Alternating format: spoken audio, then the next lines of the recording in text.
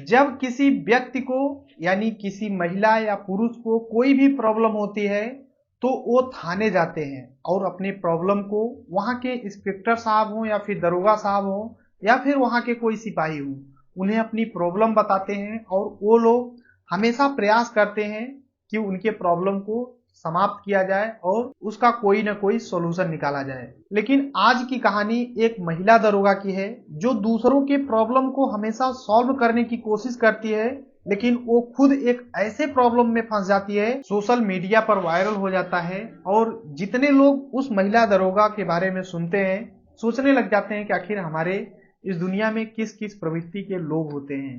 क्या है पूरी कहानी बताऊंगा, बस लास्ट तक बने रहो और देखते रहो। नमस्कार दोस्तों, मैं विजय शंकर पाल। इस वीडियो को लाइक करना, चैनल सब्सक्राइब करना। रोजाना शाम को 7 बजे हमारी एक नई वीडियो आती है तो चैनल को सब्सक्राइब करके बेल आइकन को जरूर दबा लेना। और भाई आप लोग कहां से हमारी वीडियो देखते हैं कमेंट जरूर किया करिए, मैं आपका नेक्स्ट वीडियो में नाम लूंगा। आज की जो सच्ची घटना सुनाने जा रहा हूं यह है बिहार प्रदेश की राजधानी पटना लगती है।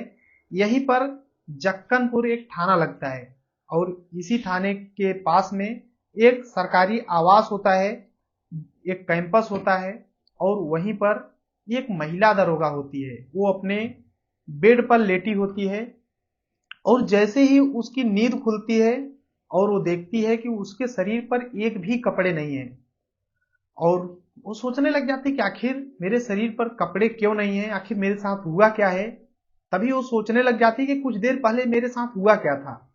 तो तभी वो सोचती है कि उसके थाने के ही, जिस थाने में वो महिला दरोगा होती है उसी थाने के इंस्पेक्टर होते हैं और वो इंस्पेक्टर अपने आवास पर बुलाए थे कि आ जाओ, कुछ जरूरी बात करना है, ऑफिशियल बात है। और फिर ये महिला दरोगा उस अपने ही इंस्पेक्टर के रूम पर आती है और एक सोफे पर बैठ जाती है और दोनों बातचीत करने लगते हैं। तभी इंस्पेक्टर जो होते हैं वो बोलते हैं चाय पियोगे या फिर कॉफी। तो ये महिला दरोगा बोलती है कि नहीं, मैं कुछ नहीं पीऊंगी। तो इंस्पेक्टर साहब कॉफी लाते हैं और बोलते हैं पी लो, इससे कोई दिक्कत नहीं है, पीते पीते बात करते हैं। और वो जैसे ही कॉफी पीती है उसे नींद आने लगती है और जैसे ही नींद से खुलती है, नींद उसकी जगती है तो वो देखती है कि उसके शरीर पर एक भी कपड़े नहीं है और रोने लगती है।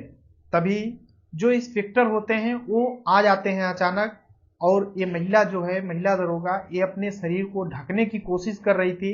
तो इंस्पेक्टर साहब बोलते हैं, जो उसी थाने के इंचार्ज होते हैं, बोलते हैं अमिता तुम्हें परेशान होने की जरूरत नहीं है, तुम तो बिना कपड़ों के बहुत ही अच्छी लगती हो। और वो एक वीडियो दिखाते हैं जिस वीडियो में वो जो इंस्पेक्टर होते हैं थाने इंचार्ज उस महिला दरोगा के साथ शारीरिक संबंध बना रहे होते हैं। और जैसे ही महिला देखती है, महिला दरोगा, और इसके पैरों तले जमीन खिसक जाती है, रोने लगती है, बोलती है कि मैं शादीशुदा हूँ, मेरे शादीशुदा जिंदगी में जहर घोलने का काम क्यों कर रहे हो, मेरा परिवार है, सब कुछ बर्बाद हो जाएगा।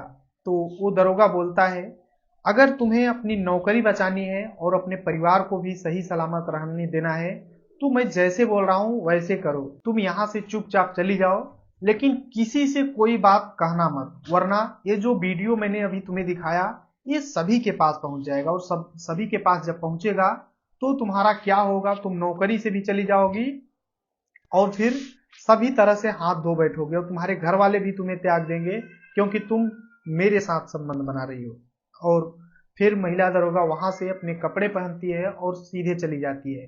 अब ये जो इंचार्ज होता है, थाने का इंचार्ज होता है, इसका जब मन करता उस महिला दरोगा के पास फोन करता और उसे बुला लेता था, जहां मन करता वहां उसके साथ शारीरिक शोषण करता और संबंध बनाता। ऐसे ही टाइम बीत रहा था, समय बीत रहा था और एक बार जो महिला दरोगा होती है उस थाने के इंचार्ज के पास पहुंचती है और बोलती है कि तुम्हारा बच्चा मेरे पेट में पल रहा है, मैं गर्भवती हो चुकी हूँ।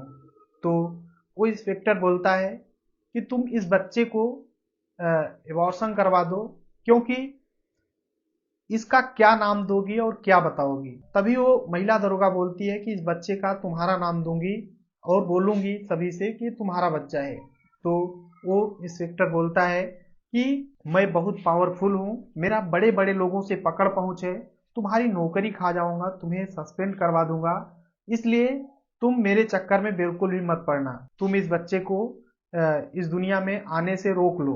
तो महिला सिपाही और उस इंस्पेक्टर में बहसबाजी हो जाता है। तभी वो जो इंस्पेक्टर होता है महिला दरोगा के पेट में एक लात से मारता है और महिला दरोगा गिर जाती है और फिर उस बच्चे का एबॉर्शन हो जाता है।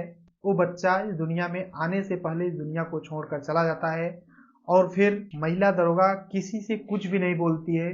ऐसे ही थोड़ा और टाइम बीतता है। जैसे ही 1 महीने बीतते हैं फिर से ये इंस्पेक्टर उस महिला दरोगा को फोन करता है और बोलता है कि मेरे रूम पर आ जाओ, लेकिन महिला दरोगा साफ इनकार कर देती है, बोलती है कि हमें अब ये सब कुछ तुम्हारे साथ नहीं करना है। तो फिर से वो इंस्पेक्टर उस महिला दरोगा को धमकी देने लगता है। और फिर क्या था, एक दिन जैसे ही ये लोग थाने में आते हैं, थाने के अंदर उस दरोगा और इंस्पेक्टर में बहसबाजी हो जाती है। बहसबाजी इतना तक कि एक दूसरे को धक्का देने लगते हैं और बाहर कुछ अर्जी अपनी लगाने वाले लोग आए थे, कुछ सिपाही थे, सब वहां पर जा करके भीड़ इकट्ठा हो जाती है और वो लोग एक दूसरे को धक्का मारते हुए बाहर आ जाते हैं।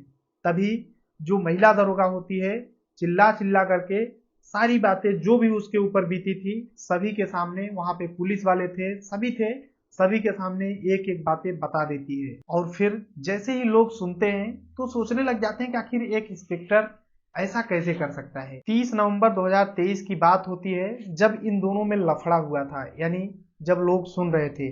तभी वो जो दरोगा होता है वो 6 दिन की छुट्टी लेता है, बोलता है मैं 6 दिन के लिए छुट्टी ले रहा हूँ और 6 तारीख को 6 दिसंबर को फिर से आ जाऊंगा ड्यूटी पे। लेकिन जैसे ही छुट्टी लेता है वो आता ही नहीं है।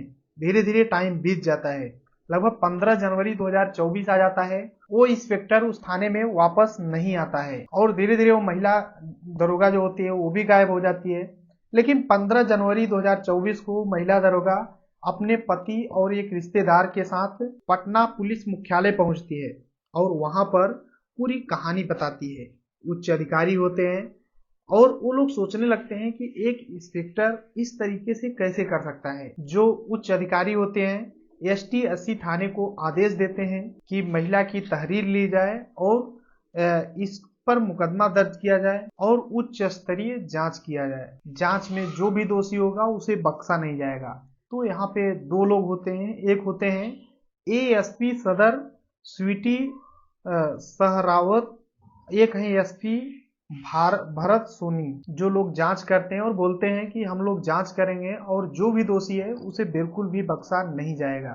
अब जैसे ही ये सब होता है मामला पूरी तरीके से वायरल होने लगता है। सोशल मीडिया वाले उस दरोगा से बात करने की कोशिश करते हैं, दरोगा का फोन स्विच ऑफ आता है या फिर फोन कभी लगता भी है तो उठाते नहीं है। तभी पता चलता है कि जो दरोगा होता है, इंस्पेक्टर जो इंचार्ज होता है, उसका सहरसा एक जगह लगता है, वहां पर उसका उसी दिन रातों रात ट्रांसफर हो गया था। और जब ये पूरा मामला लोगों के पास पहुंचता है कि एक इंस्पेक्टर अपने ही दरोगा के साथ इस तरीके से किया है, तो लोग सोचने लग जाते हैं कि एक महिला वर्दी पहनी थी, मेहनत की थी, वर्दी इसलिए पहनी थी कि मैं वर्दी पहनूंगी और जो भी महिलाएं हैं, बहनें हैं, उनकी हम रक्षा करेंगे।